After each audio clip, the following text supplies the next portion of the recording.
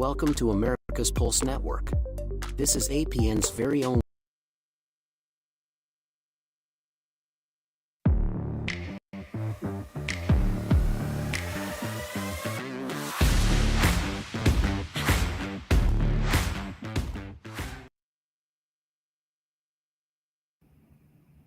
All right. Hello, everybody, and welcome back to another episode of The Pulse, brought to you by America's Pulse Network. Tonight, I'm your host, Damon Gallo, and it's where we talk about everything from right and wrong, good and bad, politics and bananas, and plain old common sense, just the plain old fucking stupid. So that's my monologue for tonight. So I'm sorry I went across my producer's ready to kill me because I started out with the monologue. That's it. That's all it is. I told him it's going to be short, but it's breaking news. So if you can put the breaking news up right now, I'll tell you what the breaking news is. Breaking news is the Supreme Court just ruled against the United States versus Scrimetti. And we will get into that in one of our segments, but that is breaking news. It's a big thing. And we'll go on that in this segment too. But before we're going to start off with segment one, I'm going to get to this because I have a couple clips to play and I want to introduce everybody. So we're going to go on to segment one, and here we go. I want to introduce our co-host, Seth Eisenberg from the Conservative Corner. My hand keeps disappearing. Who calls me the hammer all the time. But he calls me that because I was swinging a hammer, hit his foot. Now he has half a foot. I owe him money. But so I would introduce Alexandra Levine. She will be on shortly, so she's not going to pop on just yet. She's running late, flash floods down where she's at, so we'll see her when she gets here. And then to our guests tonight, ladies first, I will introduce Lena Barbera from The Base Mother. Hey, what's up, Damon? What's up, Lena? How are you? I'm psyched. We're going to get fired up tonight. I feel it. That's why I wanted to kill the monologue completely. There was no need for it. We got a lot of stuff. I just figured saying that we're going to talk common sense and fucking stupid, and then we get to it. So, and then we have another guest, Tim Fazenbaker, our elected official, our only elected official, because there's one on here that never got elected, tried but didn't. But my man, Tim Fazenbaker. I'm here, but ladies first. It's Pride Month. It should have been me. So, all right, with that, until we'll wait for Alexandra to get on, but we'll go into our first segment. The first segment basically is Middle East, and it's in the Inferno and World War III. Is it going to start World War III or not? And before we get into that, one thing I wanted to do was I just want to play this quick clip by Jon Stewart. He's an idiot, but then we're going to talk about it. So, quick clip by him. That's all I clip. It's all on fire. This is a wedding video from Lebanon over the weekend.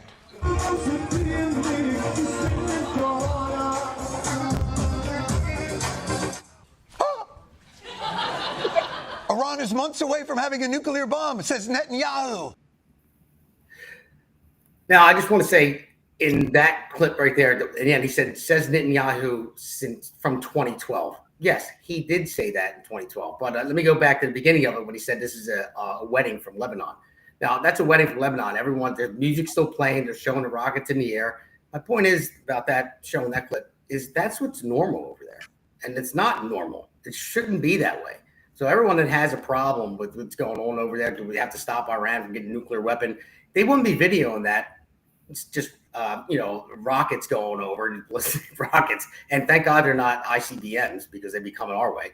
But imagine it was a nuclear rocket. You would just have a second for that video, and then you would never see it because it would never broadcast. You see a mushroom cloud. And that's why it's important that Iran doesn't have a nuclear weapon. And then what Stewart said in the end says Netanyahu, since 2012, he's a hack comedian that doesn't even know. I mean, yeah, since 2012, because you know why? Because Israel and probably the United States too denied it, but it's Stuxnet virus. That I don't know if you guys know about that. The virus that was downloaded, they somehow, I don't know how, but they covertly had them download it into their in their computers when they're trying to develop a nuclear weapon, and it set them back for years. And not just that, that virus, but Israel has been covertly slowing down their process as much as they possibly can, till it got to a point where they can't do it anymore, and they were that close. So For this, I was going to go to Alexandra first because she was hitting it pretty hard on her podcast last night. Did a great job and had some people say some nasty things to her last night, but that's what you do. You have to say your opinion. You want to be public, but she handled it pretty well. So I guess I will go with, start with you, Tim. Let's go. What do you think about this? Everybody's been coming to me saying, "Hey, Mr. Tim," well, my kids' friends, they know I'm involved with this, and they're like, "Are we going on World War III?" I'm like, "No, don't worry." I was like, I learned to have trust in President Trump. There are things that I don't like that he does, but generally speaking, when something goes on, Trump handles it the right way. And it's for people like myself who tend to be more libertarian. We question the process a lot, and you're seeing that with like Thomas Massey and Rand Paul and things like that. And this time around, I'm really just saying, you know what, even like with the big beautiful bill and what's going on in the Middle East, just let President Trump handle it, and it's peaceful. It gives me a lot less stress. And what I think is going to happen is, I think my personal opinion is I do think the Ayatollah will be replaced somehow, whether it's a inner revolution or whether it's some kind of manipulative forced new regime in there. But I think you will have the perception that America is not involved. And look, a lot of us on the libertarian right, we don't want to be dealing with these types of quagmires and these never-ending wars. And we want people like Lindsey Graham, who ejaculated when he found out that the war was going on. We don't want these types of people anymore involved in anything. So I think President Trump is handling this in a very good way, in a way that the American people don't necessarily need to see the sausage making. And ultimately, what's going to come of this is going to be a new Persia, in a sense, an ally to Israel, an ally to America. The Persian people are great. I live outside of Baltimore. I grew up. There's a lot of Persians in the D.C. area. I know there's a ton of Persians in L.A. and in New York and things like that. They are great people. And unfortunately, in my life, born in 1978, the whole thing has been, Iran. And it's been because it's with Jimmy Carter. The whole thing's been with the Ayatollah and their radical beliefs and taking over. I think this will all end up looking very good in the future, and we won't have to worry about Iran as the state sponsor of terror. I'm sure there'll be some bad players there, but ultimately, I think President Trump will have this worked out using Israel as the main weapon to actually do what needs to be done. Okay, it seems like I was about to say Alexandra's about to come in. Alexandra, welcome. Hi, thank you. Long day in DC. Sorry. I hear you. How was your flash floods? I heard you were going through that. So. It was great. I'm alive. Baruch Hashem. Good to be here. She was on standard time. I don't know if you caught any at the beginning. I know you were rushing to get on.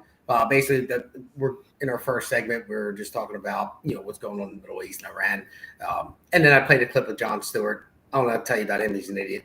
But we were just going to get your take. I was talking about how Jon Stewart said that Netanyahu said in 2012 they're this close to getting a nuke, and he made fun of him for saying that, saying it was 2012.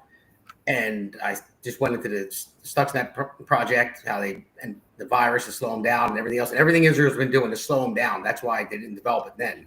And the United States has them, but they were this close, and this is what was necessary to stop the Ayatollah and somebody that anybody wanted to point a nuclear weapon at them. So go ahead. I don't need to repeat it. No, I saw your show last night. It was awesome. Yeah, I'm kind of going to repeat what I said last night.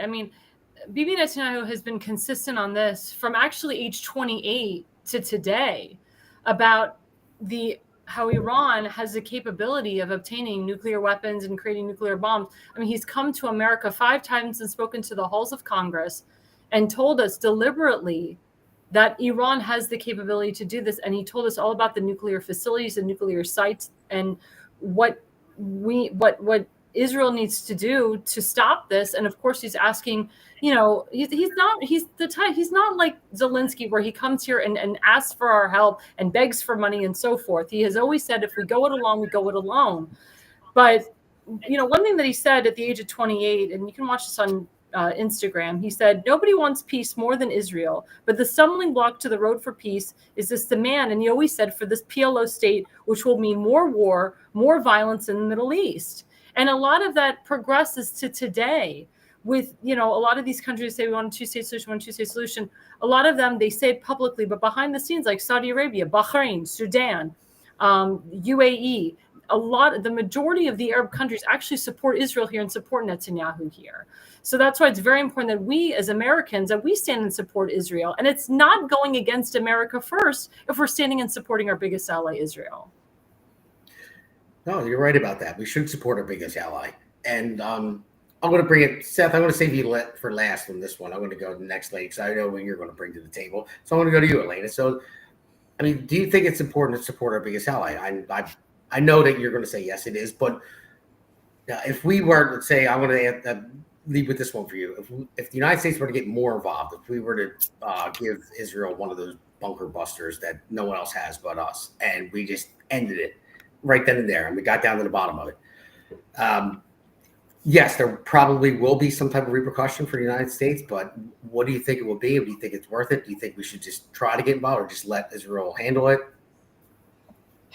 Listen, guys, this is dicey. I love everybody that has a really strong opinion on this because your decisiveness and your knowledge on it are deeper than mine.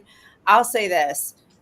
My gut instinct is to support Israel in whatever way we can, but I really don't want to get involved militarily unless America and Americans are in danger. And that's just my position as an American, and looking at our military and seeing what has happened to us over the decades of fighting in the Middle East. I just don't want to do it. That said, I think that there is danger to America. So I'm feeling like there is some inevitability. And I think that, participating in a strike is very different than all out war. And we have to distinguish between those two things in this discussion. But I'll leave it to the experts, the rest of this. Okay. So, all right. So, Seth, so I'm going to bring it to you. So now, me personally, I'm kind of on the fence of whether we should give them the bunker busters or not to do this, or just let Israel hand out. I mean, we already have our hand in some way, shape, or form by, not just allowing it to happen, but knowing it was going to happen. We tried to broker a deal with them. We gave them the time to broker a deal. They didn't do it. I know that if Iran had a nuclear weapon, I feel personally that it's not going to be good for anyone else in the world. But if we did do that and say, there's going to be some type of retaliation, whether they get some of the nuclear waste left over, have a dirty bomb, whatever it may be, that could hurt the United States or anybody else. How far do you think it should go? Do you think we should come to peace talks with them again? I'm pretty sure I know where you're going to go, but what do you think is the best end? Because I don't see American boots on the ground should ever happen in this war whatsoever. But it does keep a lot of people are asking me about it. They're afraid. Is it World War III? We got Russia, Ukraine. We had this going on. There was so many different wars going on, and there was culture war right here in the United States that's getting pretty bad too. So what do you think? Well, Seth, can I jump in real quick, Seth, and ask you on that question as well, since you are the expert? Is it true that Israel cannot drop that 60,000-pound bunker buster? And if that's the case, would America have to do that? yeah, I don't think they have the plane or jet capable of dropping a bomb that big. They're mostly F-16s that we've given them or sold them. They may have a couple F-22s. I'm not sure about that because those are relatively new.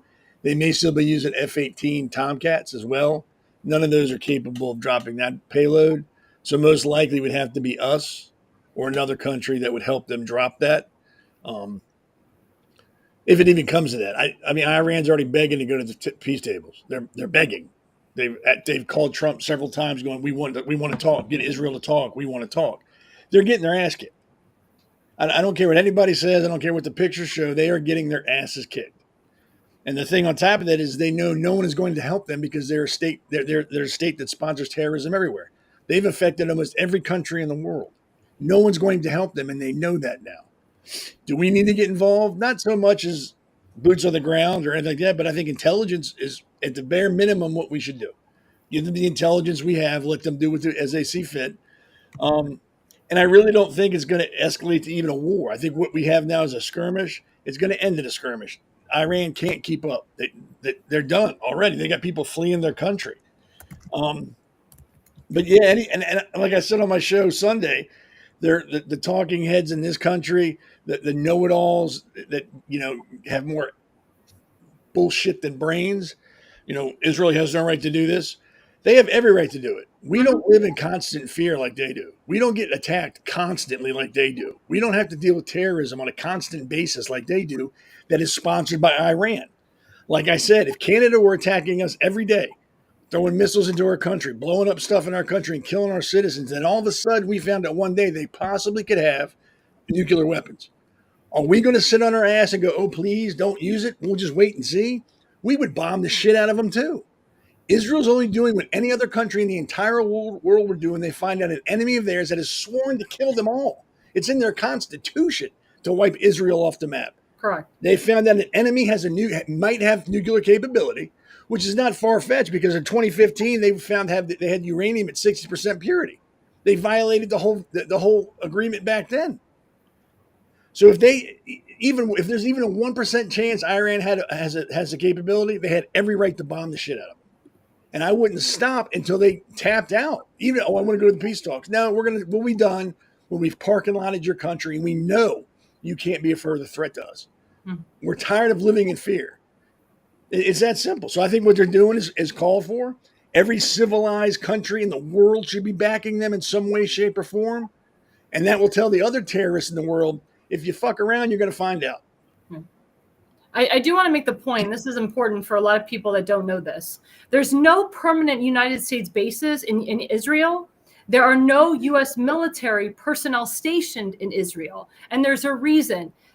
Bibi Netanyahu has said this from then until now, that not one United States soldier will die on his soil.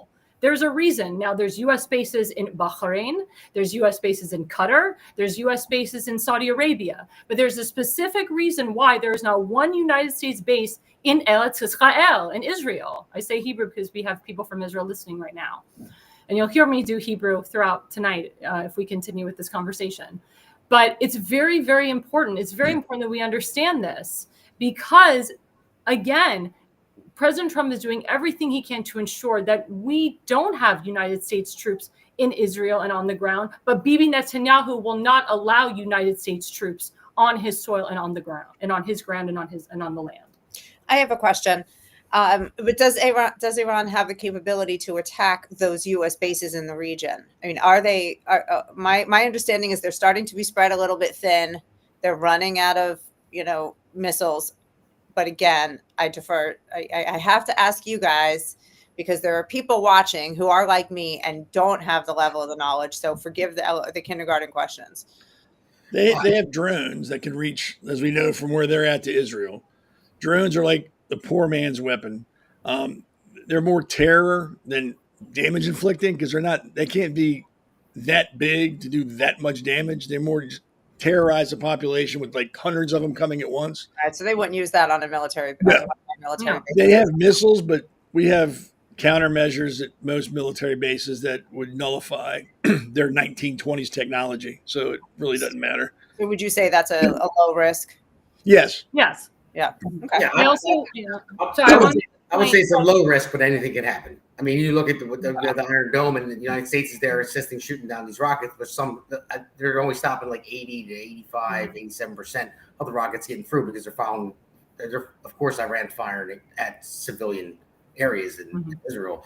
And yeah, so they get through once in a while. There are casualties in Israel right now, nowhere near in Iran. But I know one thing for Israel, I will give them, they're the only country that I know that warns anybody to get out before they bomb certain things. I mean, that is one great thing. I never seen any army ever say, hey, listen, we're going to drop leaflets from planes. We're going to put an air raid thing out there. We're going to text everyone, go on TV, say, hey, listen, in 30 minutes, we're bombing this place. So get out.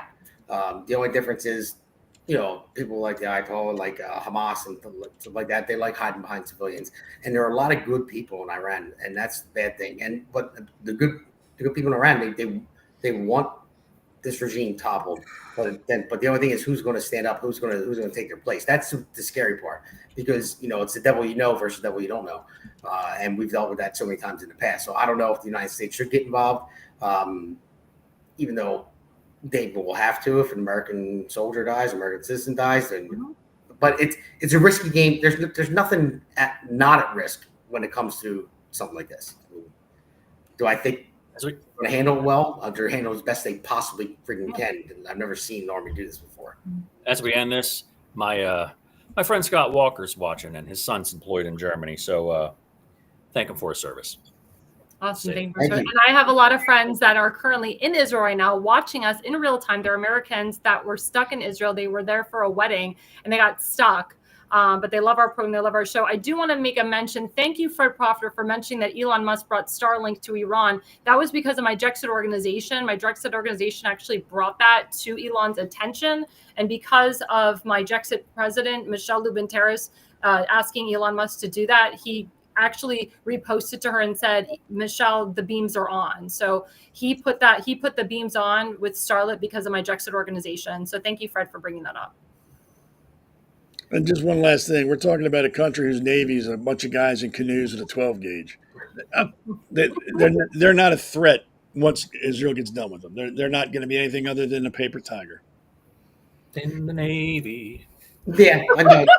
You're right. Before we get to the next thing, you are absolutely right about that. But there are consequences to everything, and over time, look at 9/11, look at different things. It can happen, but it's just the nature of things. But we can't let what could be stop us from what needs to be.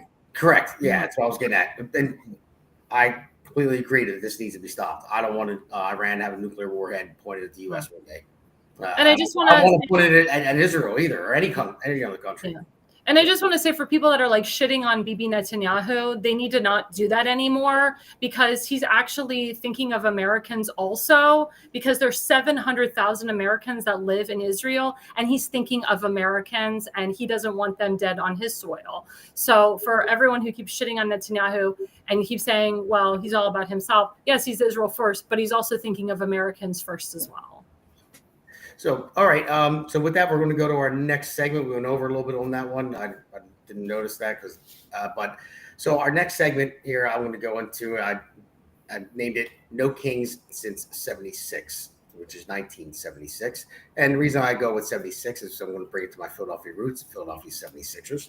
And we'll get to more Philadelphia roots in the fourth segment. So if anyone doesn't know what that is, I'll explain. But in 1776, obviously, we declared on July 4th that there are no more kings. So I was going to go in and talk about the riots, about the No Kings riots and the anti-ICE riots. But instead, with the breaking news that I announced earlier about the Supreme Court 6-3 ruling against, in Tennessee, the United States versus Scrimeti. So I wanted to talk about that. So, I mean, the ruling by the Supreme Court, decision was written by Justice Roberts, actually. He's the one who wrote it. And, that Tennessee law did not violate the Equal Protection Clause of the 14th Amendment. So it seems that it's not okay to mutilate children. So there we have some common sense. So for minors, it bans healthcare providers from administering puberty blockers and surgically removing parts, from children, which I don't think anybody else thinks is anything that anybody should do, because it just basically stops them from elective surgery. And elective surgery for a child is elected by a parent, pretty much, because the child is a child. They can't make those types of decisions, and we all know about that. So I just wanted to go into real quick on, Justice Amy Coney Barrett. She wrote, concurring opinion in this case, and was joined by Justice Clarence Thomas. In a concurrence, she argued that if the Tennessee law was interpreted to target transgender individuals, it should not be subject to heightened scrutiny, because transgender individuals should not be considered a suspect class. This means that laws clarifying based on transgender status would only be subject to rational basis review, the lowest level of judicial scrutiny.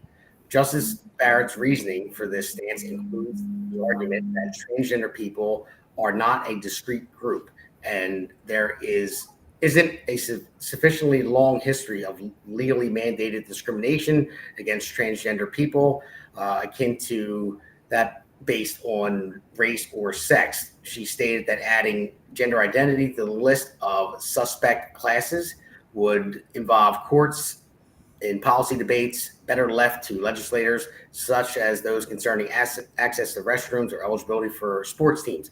So I just wanted to go on that. So basically what she means is that they're not a class. So being a transgender, you could be one class and then declare yourself another class the next day with the same body. So I'm me. I could say, all right, I'm a woman tomorrow, and then the next day say, hey, you know what, I'm a man. So that doesn't apply to you. So basically, they actually went back instead of using social issues to make their decisions. Well, 3 of them did, but the rest of them did not. They went back to the 14th Amendment and what the actual case was about. So it's a good thing that that brings me to the no Kings, because Kings didn't make this decision. It was a 6-3 decision. And that last time I checked, that a King didn't make the single decision. So I'll take this one to you, Elena. Man, I am so happy. I woke up this morning, found out this news that now Tennessee can keep their ban on gender affirming care, or I call it that just because that's what they call it in the case, but it is really chemical castration and surgical mutilation of children. That's what it is in reality. And now 24 other states that have varying degrees of laws preventing this stuff happening to kids can also uphold their bans. I'm thrilled. I want to clarify a little bit more about what you were saying about the suspect class. And you said it without saying the term. Does this class of people who are being discriminated against, say women, say Black people, is there an immutable characteristic that does not change? And with trans people, yeah, you could be trans one day and then detrans the next day. One day you're a man, you're a woman, you're a furry, or you're a banana. And you change your mind every single bananas. So it is a mutable characteristic. So you are not a suspect class, and this is not subject to heightened scrutiny by the courts. Now, I also think that the 3 justices, Sotomayor, Kagan, and Jackson, who voted against this, obviously we have a limited understanding of the Constitution, it seems, or they are absolutely politically motivated. And I think actually both can be true at the same time, because it's really almost impossible to look at this case very closely and see any really rational dissent. And I'm disgusted that 3 of them voted against this, but who cares? They lost. It's over, and now we can move forward. This is a massive win, and we can move forward on making more and more strides in protecting children. I'm thrilled. Yeah, so Mike, it's a big win. It's a big win. So, Seth, your thoughts? Before I answer, I want to say hey to my son who's on, George Bush, and my daughter, Ren Jamin. They're watching, so I'm going to try to calm my tone and my verbiage.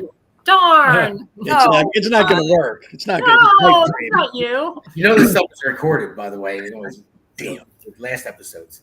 So I agree with Elena to a degree, but the way I look at it is it's sad that we need to tell adults who have children, no, you can't cut off their perfectly good genitalia. No, you can't give them drugs because they say they don't feel like they're a boy or a girl.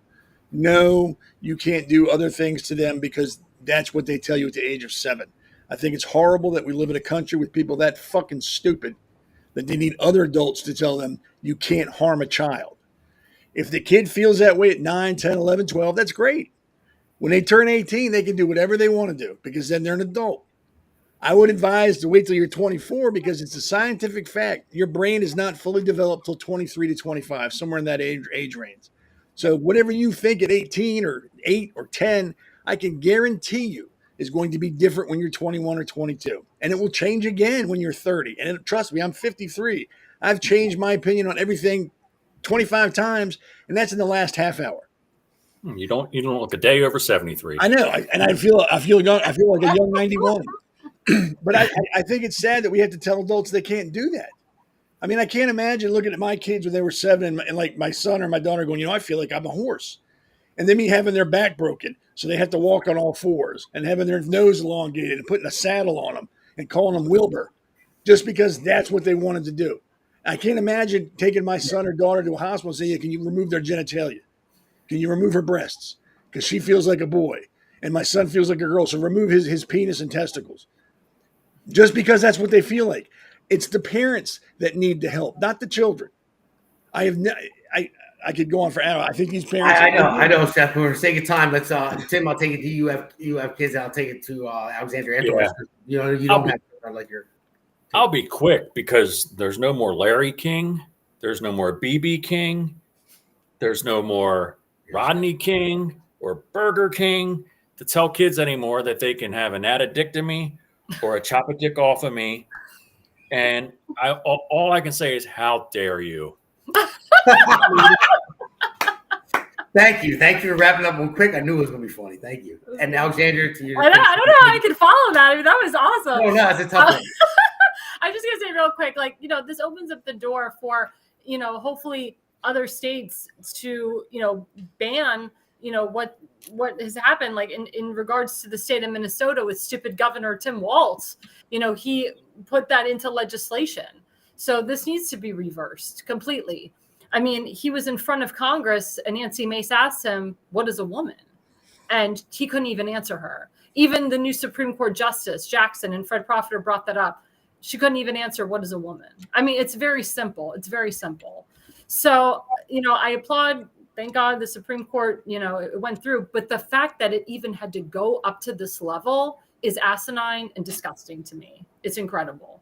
So that's all I have to say. But hopefully more states will, reverse their legislation, like Minnesota and so forth.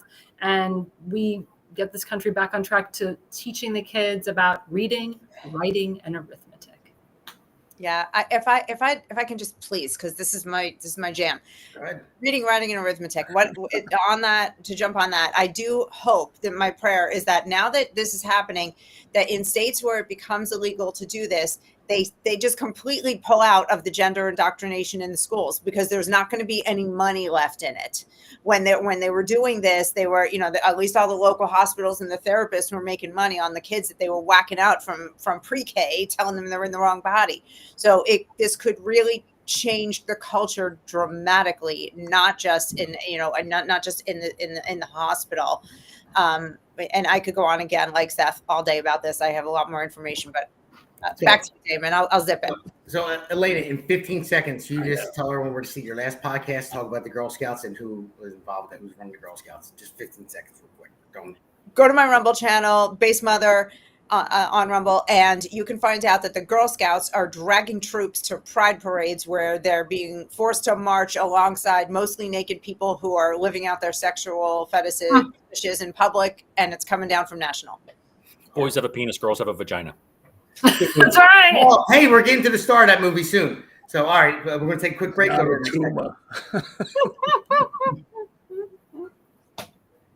Welcome to America's Pulse Network. This is APN's very own White House correspondent, Alexandra Levine. Hello, everyone. This is Alexandra Levine with Alexandra Levine Live on the America's Pulse Network. You are all in with Alexandra Levine. We are still waiting for someone from the White House to come out and tell us what transpired between President Trump and Vladimir Putin on that call today. We are here live at the White House. We're waiting for White House Press Secretary Caroline Leavitt to come out and tell us about the updates of today, the call between President Trump and Vladimir Putin, what transpired in that call. Subscribe and follow America's Pulse Network on the above social medias.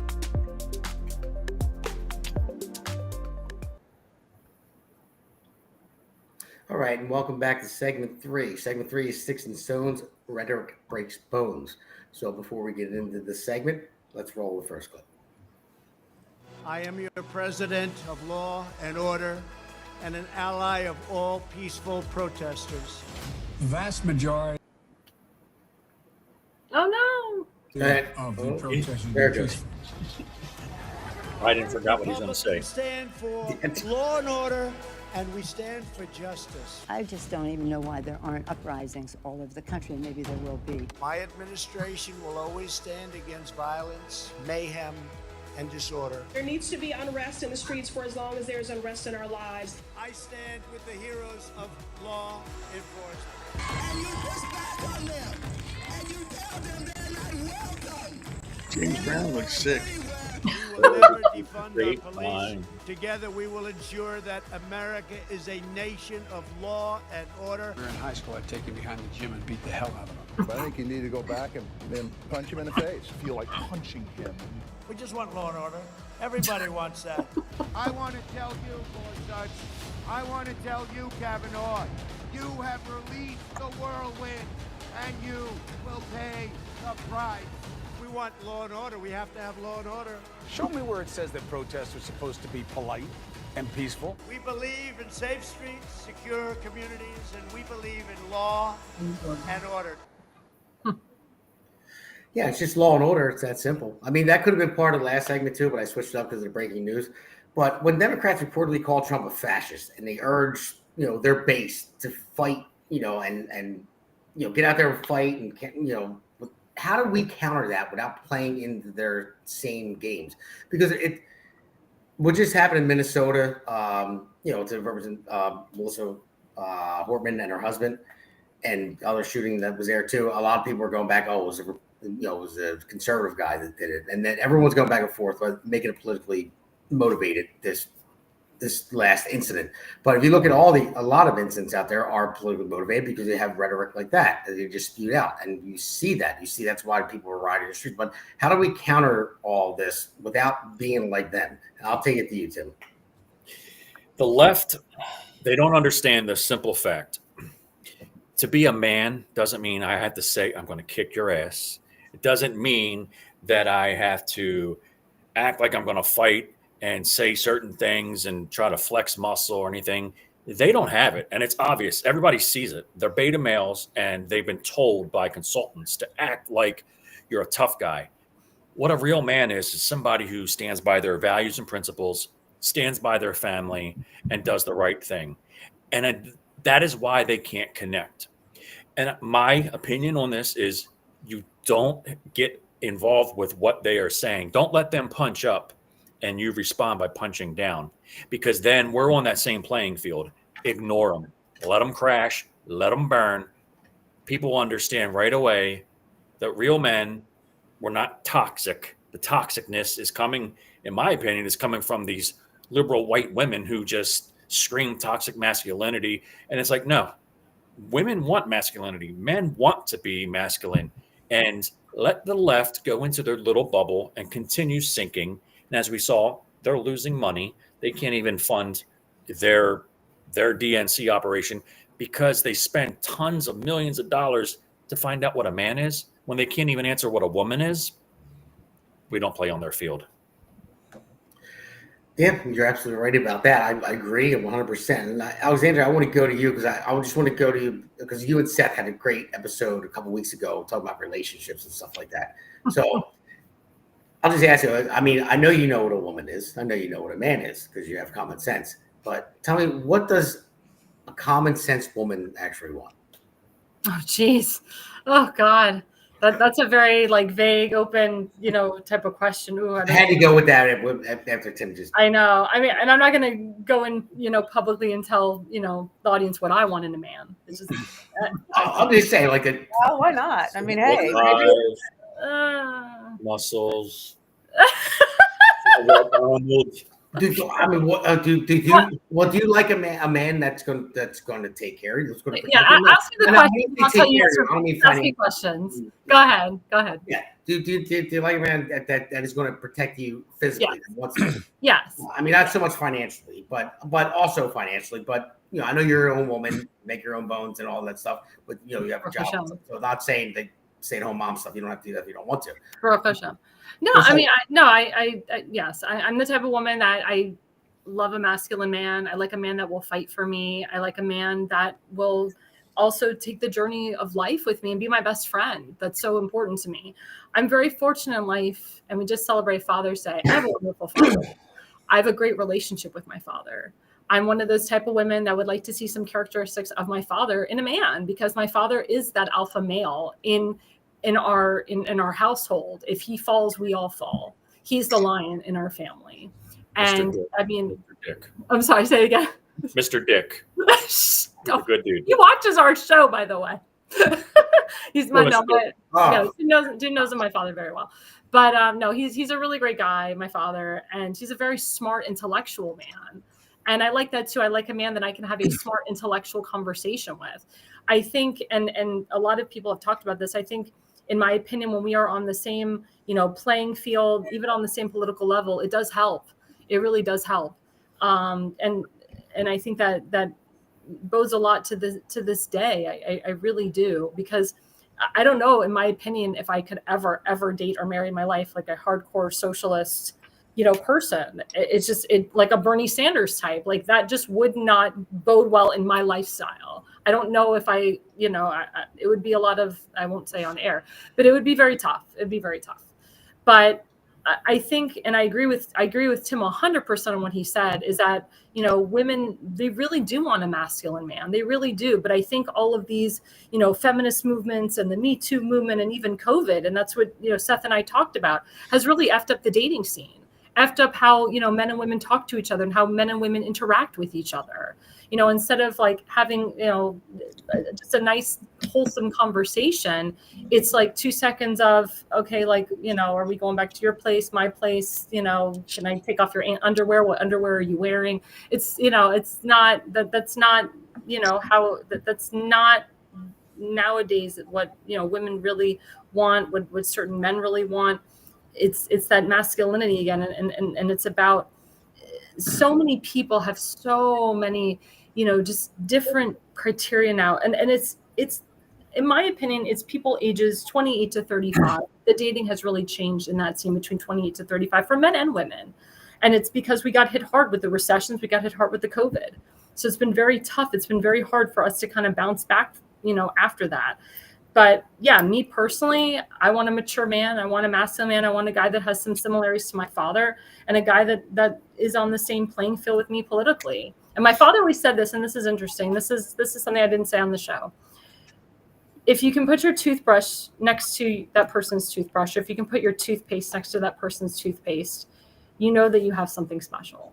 And that was one of the biggest, and that's why my parents have been married for almost 50 years, because they have that comfortability where they can walk into that bathroom and they have that wholesomeness together, and there's no uncomfortability with putting the toothbrush together and putting the toothpaste together. Sounds like you have an Electra complex. Me being a shrink, I can help you with that. What's an Electra complex? What is that? It's the opposite of an Oedipal complex. So it takes patience later. I guess later I'll take you, because I went that different road, but Tim pointed something out that maybe go a different way with Alexandra. But I don't. And then that clip that we just saw, that the rhetoric they're spewing, they're going to hurt people. That leads to this stuff. Now, well, number one, do you think any of those men that were there, like Biden and Schumer, you think they remind you of men? And then also, we get back to the point, swing that back in the end, but we'll run low in the segment. But I gotta get Seth next. But leading back to the original thing, this rhetoric, how do we battle it without sinking down to their level and get the point out? Well, I think Tim is right that it's mostly weaker men that will spew that kind of rhetoric. Strong men, man, they just sit there quietly. Like, I don't know if you've ever hung around with Navy SEALs and that, or any special forces guys. They're just chill watching everything. They're not running their mouths about how much they can kick your ass. Biden, Schumer in his prime, I mean, is the kind of guy that sadly would lose a street fight within 30 seconds, and you can just see it in him. But he'll talk tough because they've got people around them, and they never have to actually get their hands dirty. They don't care if their supporters get curb stomped in the street. Somebody today put up on Blue Sky after the Supreme Court thing: protect trans kids, kill a Supreme Court justice. So we expect to see more of that after the Scrimetti decision. How to respond to it? I'm kind of with Tim. Ignore as much of it as you can. Unless it gets physically violent, where it's a matter of personal safety, then fight back on them.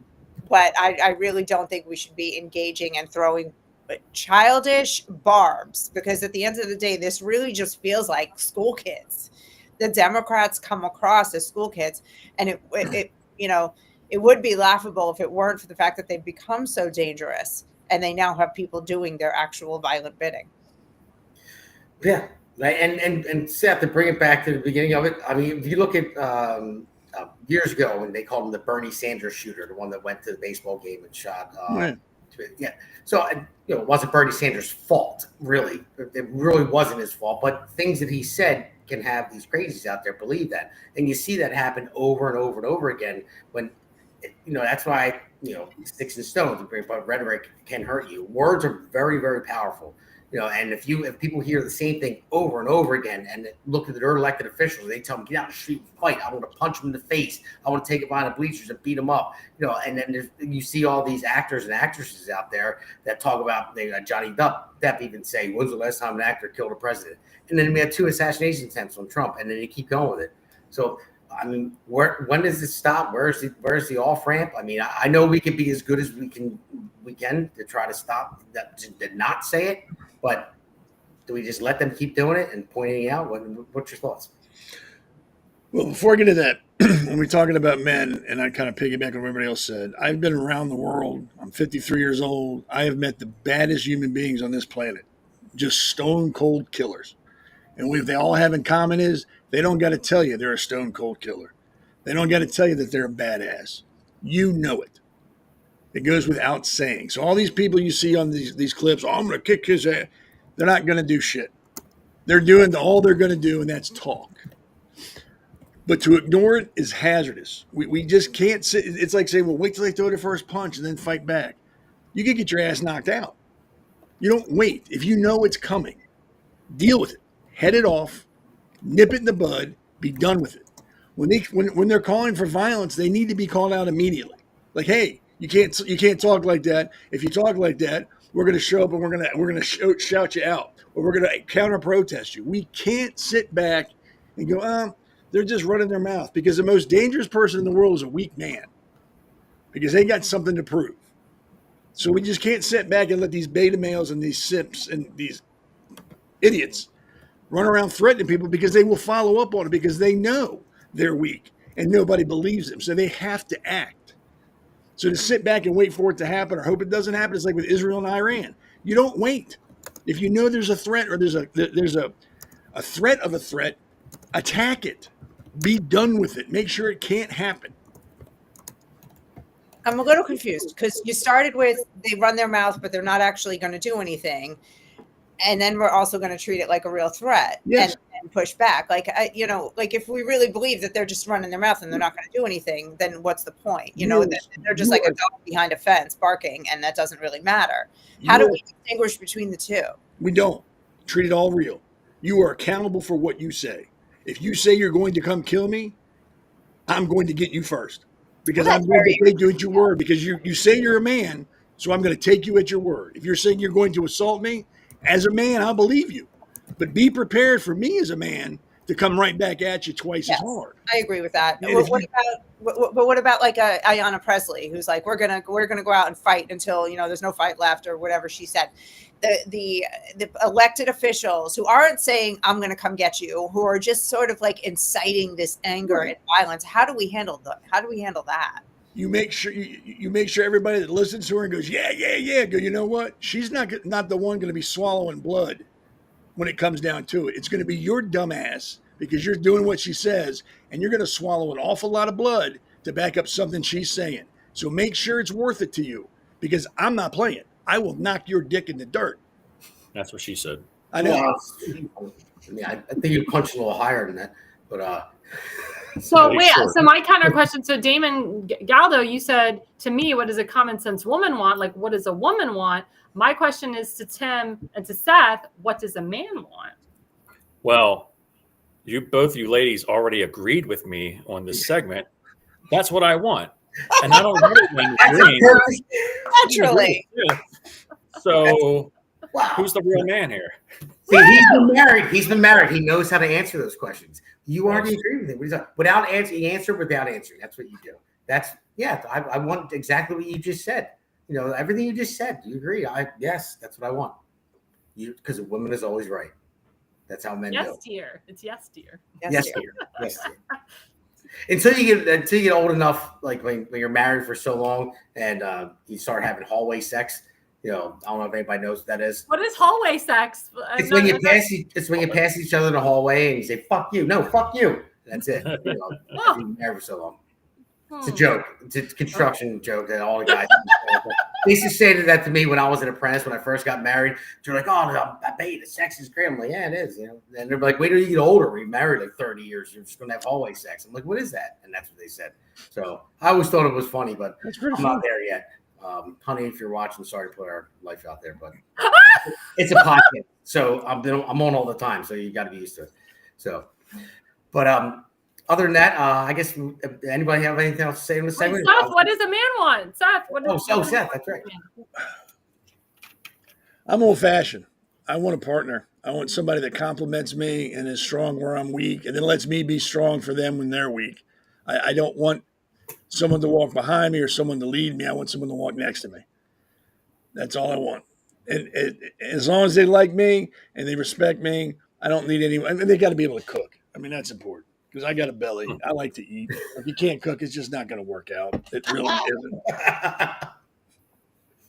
Well, all right. So I'll end it with this: a man wants what he needs, not wants what he wants. That's wait. What does a woman have to cook? Just anything? I'm kind of partial to like steak. If you can do steak well, we'll be good. We'll be good. Because everybody gets ugly. It's gotta be kosher though. Kosher steak. I mean, the point is, everybody gets ugly. Nobody stays beautiful, but cooking skills are forever. So that's true. Well, the way to a man's heart is through his stomach. A lot of people say. Oh, it is. So all right. So we'll take another quick break and then we'll go to the next segment. Welcome to America's Pulse Network. This is APN's very own White House correspondent, Alexandra Levine. Hello, everyone. This is Alexandra Levine with Alexandra Levine Live on the America's Pulse Network. You are all in with Alexandra Levine. We are still waiting for someone from the White House to come out and tell us what transpired between President Trump and Vladimir Putin on that call today. We are here live at the White House. We're waiting for White House Press Secretary Caroline Leavitt to come out and tell us about the updates of today, the call between President Trump and Vladimir Putin, what transpired in that call. Subscribe and follow America's Pulse Network on the above social medias. So everybody, welcome back to segment 4. I see all the listeners out there. They're having fun. I see them going back and forth talking to each other. It's great. They put some good comments in that comment box. And I was looking at some of them. I was going to bring them up, and it was great. But I was like, I already kind of went far enough. I'm like, do I want to bring it up or not? But they were funny as hell when I see those comments coming up. But you guys can keep going, keep putting this stuff out there. I can see you guys going back and forth talking to each other. It's awesome. Thank you.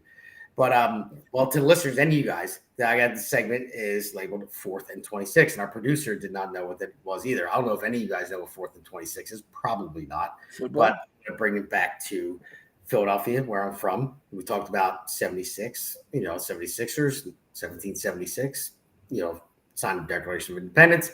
4th and 26 was when the Eagles were playing the Packers. Yep, Seth got it. So 4th and 26, they didn't think they were going to make it, and they threw it. Donovan McNabb threw a touchdown to Freddie Barnett in the end zone. It was for 42 yards, but it was the end of the game. No time left on the clock. Boom, won. Went to the NFC Championship game. It was great. It was awesome. That was one of my favorite football moments. But I figured 4th and 26 because it's like a Hail Mary. It's a long shot, and right now you have not just the Democrats, most of the Democrats, but the Democrats and their mouthpieces in the media, they're throwing Hail Marys. They don't know what to do. So with Democrats' decision to keep dying, on every hill that lost them the election in November, they're throwing Hail Marys. So, and you look at everything they're doing, you see, what was it? It was Ross Baraka, who was running. He's the mayor of Newark, New Jersey, running for governor of New Jersey, who just lost the primary, thank God. Then you had with him was Congressman LaMonica McClaver, that she tried to break into an ICE facility and got arrested. So this is all Democrats got arrested so far. So they're doing stupid shit again just to make headlines. So they're dying on the same hill that got them. They didn't lose the election in November. Then you have Alex Padilla, he got arrested by, I believe it was by the Secret Service because trying to break into, what was it, Christy? Was it Christy? No. Yep. Yeah. and he gets arrested. Now I don't know if you guys saw him. He was for the sake of time, we're cutting the clips. Because I have one clip that I want to get to after this. He was crying in the congressional hearing, saying they tackled me, they forced my arms behind my back. Well, that's what you get when you get arrested. The idiot. I mean, that's what happens. Then you had Judge Hannah Dugan, who escorted that illegal out of the courthouse, and now she's arrested and charged, and she's probably going to go to jail for it. And I hope she does, at least lose her seat as a judge. And then you have I forget his name, the mayoral candidate, Brad Lander in New York City, who hung out in a courthouse for a week waiting for ICE to come to try to deport somebody. And then when they come to deport somebody, he grabs onto this guy that he doesn't even know who the hell he is. He's like, I'm going to hold his arm until you show me a warrant. Damn well knowing you don't need a warrant when you're arresting somebody for ICE. And then they drag him out and they arrest him. And then he goes, they release him. He didn't get charged. They release him. And he goes out in front of the media and he goes, oh, they heard me. I just want to know when they were going to show the warrant. I want to hold, but I don't even know the dude's name. I don't even care anymore. I want to hold his hand like he knew him. Like it's just, they're dying on every hill. All these political stunts that they're trying to play. I mean, it's unbelievable what they're trying to do. And I'm going to get to you guys in 1 second. And because he brought up girls have a vagina. Well, no, boys have penis, girls have a vagina. The star of that movie. I got to play this because the cows on The View asked them a question. And they didn't go the way they wanted to. So let's play this clip. And we'll stop it in between because I'm going to show you something in between. By the American people like that. I mean, imagine they came over here with the age of 21 with absolutely nothing. And then to create a career like that. I mean, in no other country in the world could you do that.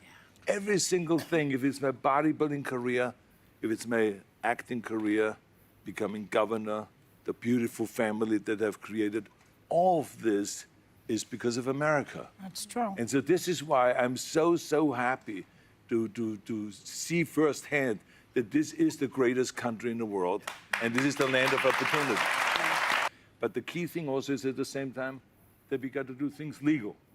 That is the important thing, So you got to do things legal, and those people that are doing illegal things in America and that are foreigners, they are not smart. Because when you come to America, you're a guest, and you have to behave like a guest. Like when I go to someone's house, and I'm a guest, then I will do everything I can to keep things clean. And so there you go. Stop it right there. So you see Sunny Hostin. You saw it when you saw the whole view of the table. She wanted to interrupt. She wanted to stop him. She wanted to move her hand. And then finally, she says something. She goes to move her hand again to stop him because she knows that he's going to say something that she doesn't want the crowd to hear, doesn't want the audience to hear that they're watching, doesn't want it to get out.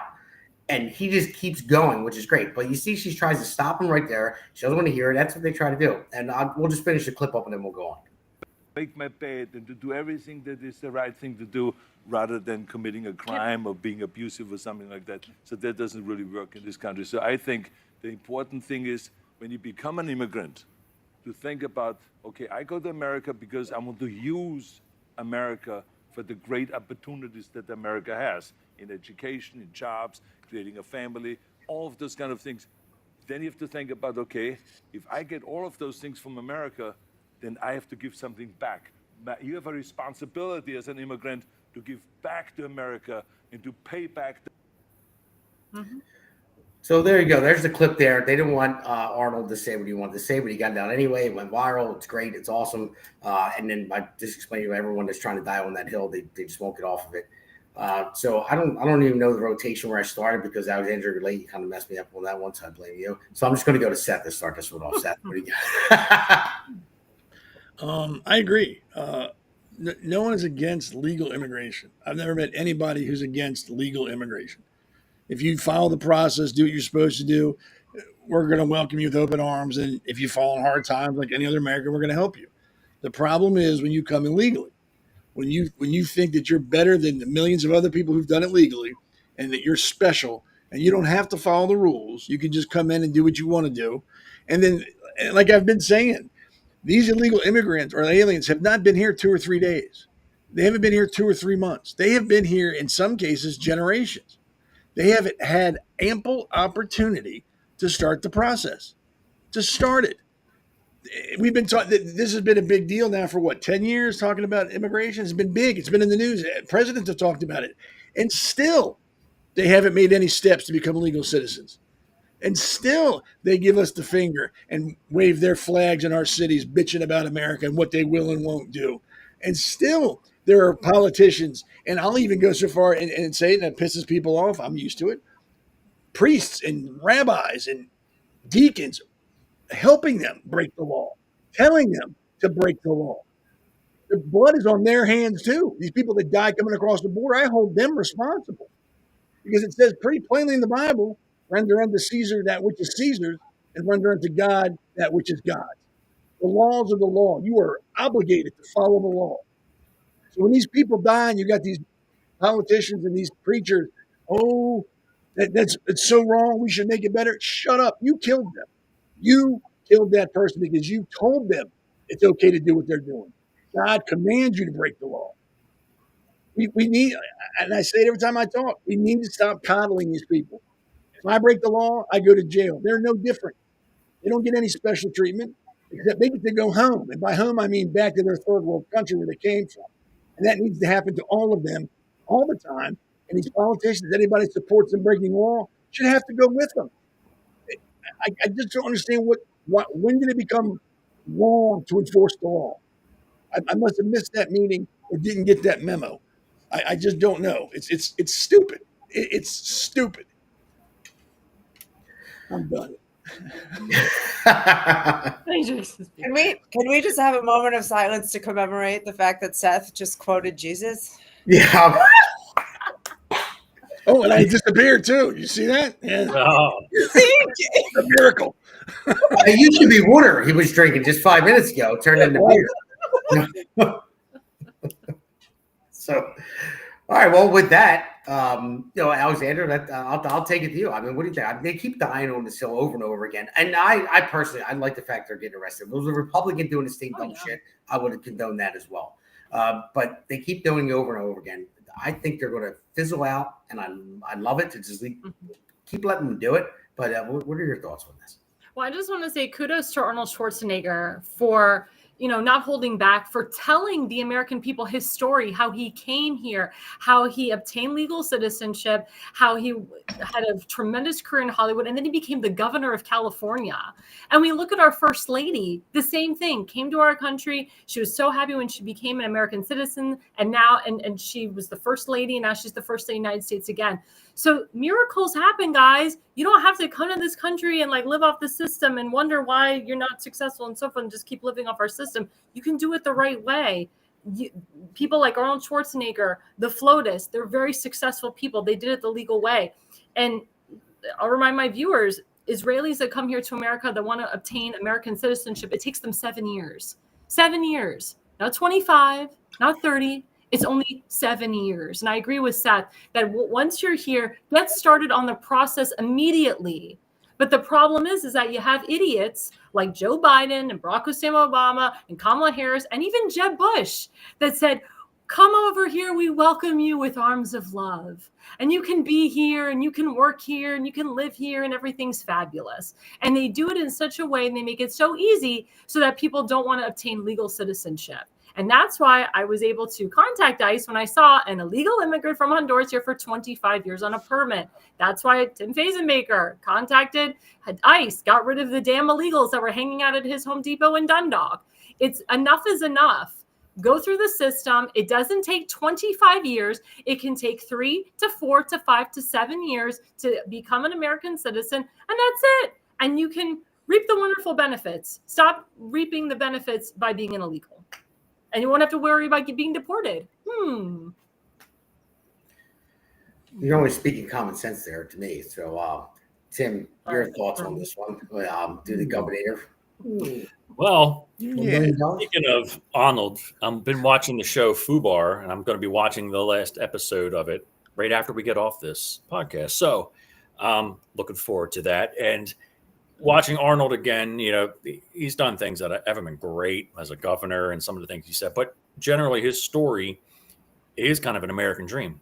And I think about when I got out of college and I started working professionally, I worked with a lot of foreign people from Norway, from Sweden, from Turkey, from Colombia, from Egypt, and things like that. These were good people, all graduated college, and that doesn't matter, but they graduated from college and they were working and they all wanted to stay here. All of them had to leave. They couldn't stay. They went through the process and realized, oh, I don't know why I can't stay. And I remember, 20 some years ago talking to them saying, just do it illegally then. Because why are we prioritizing and allowing and having this compassion for illegals that are crossing the border, that are coming here, whether they want to make a better life or whether they're criminals or not, when you have people that are trying to come the right way and they have so much trouble doing it. And it just breaks my heart because I looked at a lot of it and I said, a lot of them were from Europe at the time. And I'm like, you don't see immigrants coming from Europe anymore. It's by design, and it's been done since the 60s. And I talked about it with Ted Kennedy. They want to import more third world nations into this country to break down the culture and belief that America was founded upon, which was really freedom and independence and community in a sense as well, too. So, I do feel for people who want a better life, but you know what? I want my family coming first. And then I want my community come first, and then my city, and then my state, and then my country before we help anybody else. So if you're here illegally, leave and try to come back the right way, because you know what? No matter what, you screwed over my friends that were trying to become legal here when they were trying to do it the right way and you didn't. Yeah. Amen.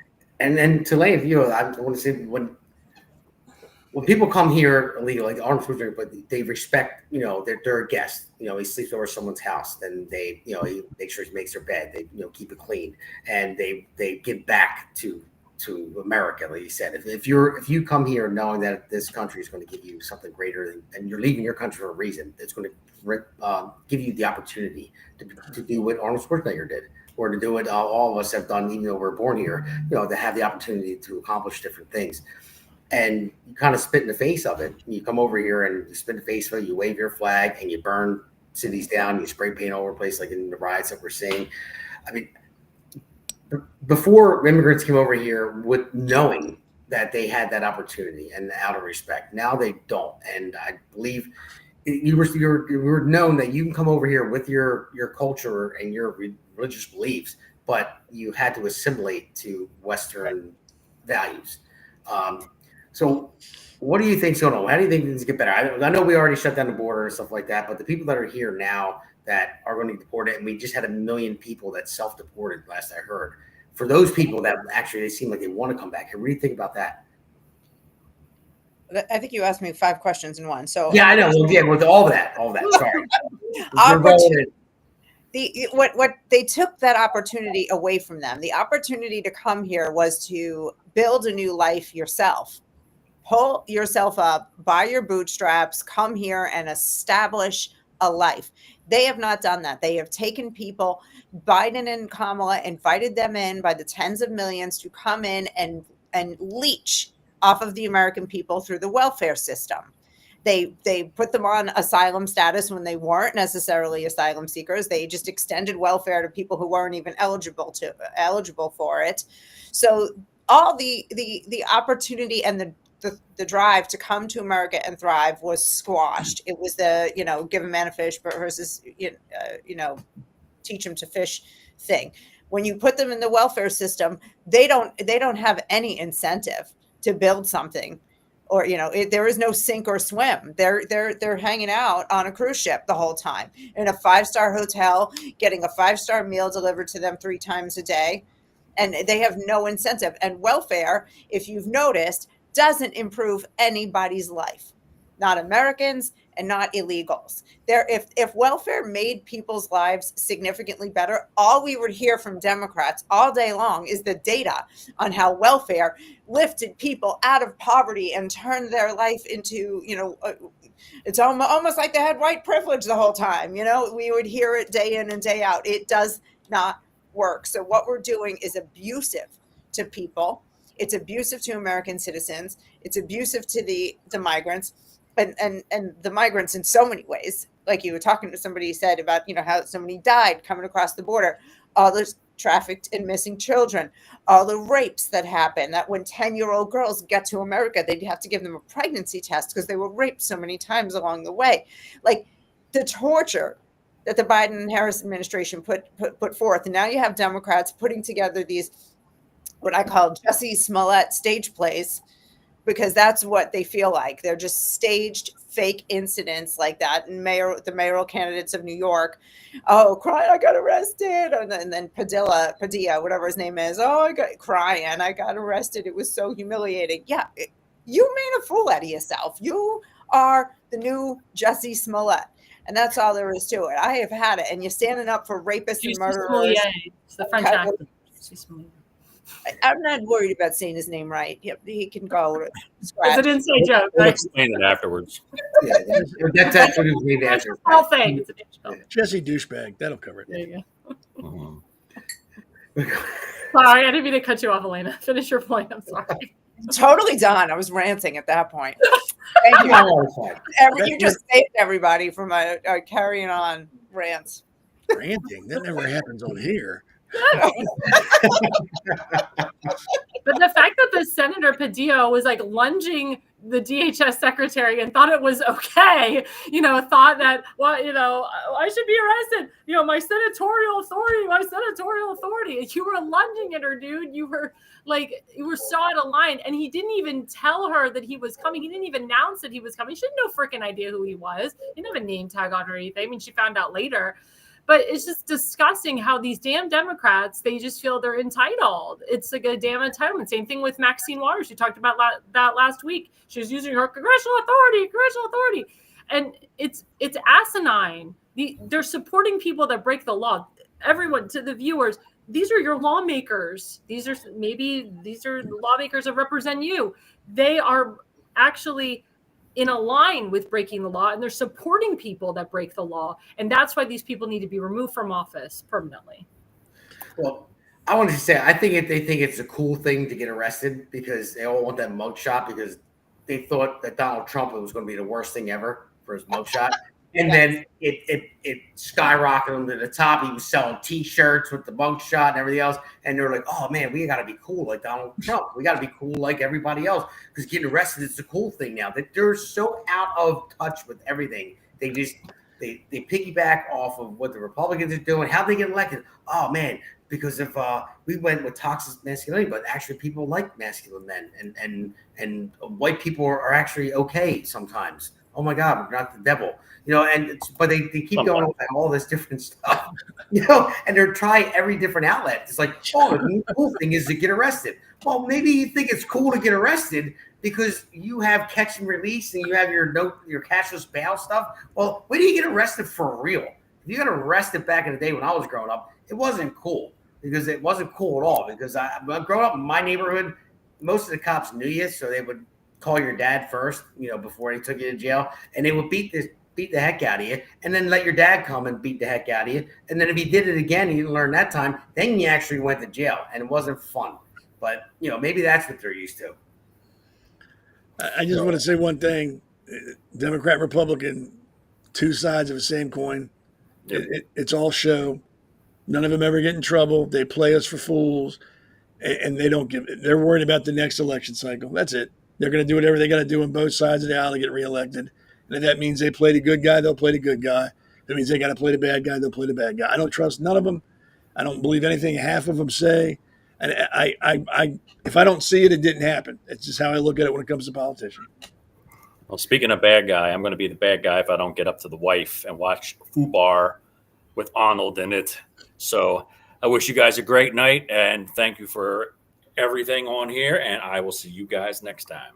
You rock. Thanks, Tim. All right, Tim. Thank you. Go to at America One Tim Faze on his X and timfazenbaker.com. That's timfazenbaker.com. Make a donation to this campaign, everybody. Yeah, I will. Thank you. Appreciate it. So, all right, everybody. Well, listen, thanks for joining us tonight. Everyone listening out there, thanks for joining us. Thanks for the comments. Thanks for all that stuff. I mean, we're here for you guys. We'd like to hear what you have to say. You're the most important thing. It's why we do this. So we really like to hear from you guys. The comments were great. They were funny. We kind of went over on time and stuff like that here and there, but it's the way it goes. So our producer can yell at us after this. And I think next episode I want to say, let's show the man behind the curtain here who controls all this stuff. But he's the man, by the way. His name is Damon as well. First Amendment Live Studios that he runs. He is awesome. He's the man. He does all this stuff for us. So thank you, Damon. So I'll give you a shout out. Let's just go around, start with you, Alexandra. Let's tell people where they can find your show and, well, obviously on the America's Pulse Network. But dates and times. Yeah, sure. So everybody, I'm Alexandra Levine with Alexandra Levine Live, 8 to 9 p.m. every Tuesday and Thursday night. So it's a 1-hour impact show. And I'm also the White House correspondent for this network. So you will see me at the White House. You'll see me, covering events happening downtown and all around. So thanks, guys, again. Tuesdays and Thursday nights from 8 to 9 p.m. on America's Pulse Network. Okay, I'll go to other host, Seth. Just Sunday at 7. Sweet. Sunday at 7 till 8:30. You can watch me have an aneurysm or a stroke. I don't know what's going to happen. Or show your foot. Show your foot. Or I could show my foot if you send me enough money. It's completely up to you. I have an OnlyFans page. It's www.mygodthat'sahorriblefoot.com on OnlyFans. And I'm on the Pulse. They let me out of my cage during the week for a little bit, so this is where I come hang out. I want to thank everybody who's watching, especially Drunken Monkey, Ren Jammin, and George Bush. And Fred Profiter. And Fred Profiter. Well, those three, they're family. So my daughter, my son, and my daughter's fiance, husband, boyfriend, I don't know. And I'm not trying to be rude to him. He's a good guy. And Fred Profiter, yeah, whatever. But yeah, 7:30 to 8 on Sundays, and I'm on here, and that's plenty of me. You don't want to see any more of me than that. And Elena, your show. Hey, follow me on Instagram and TikTok at The Base Mother, and I have a show here on Rumble and YouTube also at The Base Mother. Couple times, 2 to 3 times a week, and usually at 7 p.m., but not always. So, you got to just kind of catch up. So, all right. And I'm Damon Gallo, host of the Jersey Shore. The Hammer. The Hammer. I knew The that. Hammer. So Mondays at 8 p.m., Fridays at 8 p.m. I also have the radio show on Thursdays from 5 p.m. to 6 p.m. But that is on 92.1 WVLT. It's a Jersey station. You have to Google that to listen to it live, or go on Facebook. That airs on Facebook Live as well. But it all airs on the Pulse, except for Thursday. The show does not. It airs later. And then obviously the Pulse tonight. But thank you guys. Thanks for letting me host. Not the greatest host ever, but whatever. You guys were great tonight. It was fun as always, man. I look forward to this show. Sometimes I don't look forward to my show because my kids are screaming at me for this, that, and the other. And so I got them tonight. I said, "You're not messing this show up. I'm not going to go dark and turn the camera off and I yell at them because I love them to death, but they don't give me like a good hour and a half when they're home. But it just shows that they love me. So maybe I'm doing something right. But thank you all for coming. You're great people. Thanks for all information. Thank you to all the listeners out there, and keep coming on and listen to us. So, who said who cares?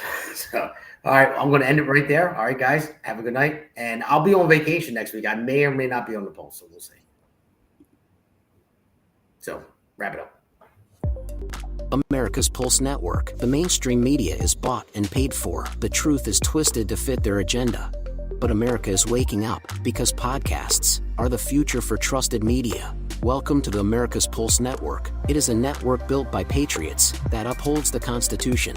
The America's Pulse Network stands for God, truth, and the America First movement. There is no corporate propaganda, no government spin, just real news, real talk, and real voices fighting for faith, freedom, and the future of this great nation with common sense. Here are some of America's Pulse Network podcasts. Alexandra Levine Live, hosted by Alexandra Levine. Jersey Shore Podcast, hosted by Damon Galdo. The Conservative Corner, hosted by Seth Eisenberg. APN's The Pulse, hosted by Alexandra, Damon, and Seth. So tune into America's Pulse Network on the following social media platforms: X/Twitter, Rumble, Truth Social, Facebook, and YouTube. Join the revolution. Because the pulse of America beats for God and country. America's Pulse Network is for faith, family, freedom, and truth.